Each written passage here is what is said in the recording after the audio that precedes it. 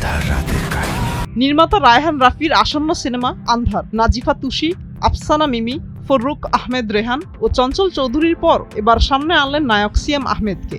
সিয়ামের চরিত্রের নাম দেলোয়ার। তার ফার্স্ট লুক প্রকাশ করে অভিনেতার প্রশংসায় পঞ্চমুখ হয়েছেন রায়হান রাফি। গল্পটি বাংলাদেশি সংস্কৃতি, রহস্য, থ্রিলার এবং মানুষের আবেগের উপর ভিত্তি করে সাজানো হয়েছে।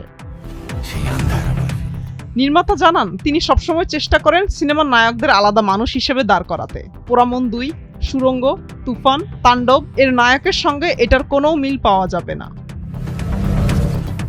এই সিনেমার সিয়ামের চরিত্রের নাম দেলোয়ার, যিনি পেশায় ডিটেকটিভ।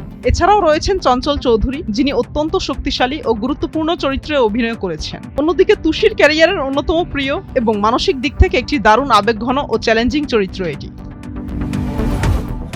নাটকের পরিচিত মুখ রেহানের এই সিনেমার মাধ্যমে বড় পর্দায় অভিষেক হতে যাচ্ছে। কোনো পূর্বধারণা ছাড়া সম্পূর্ণ নতুন একটি মুখ দর্শকদের উপহার দিতেই পরিচালক তাকে নিয়েছেন।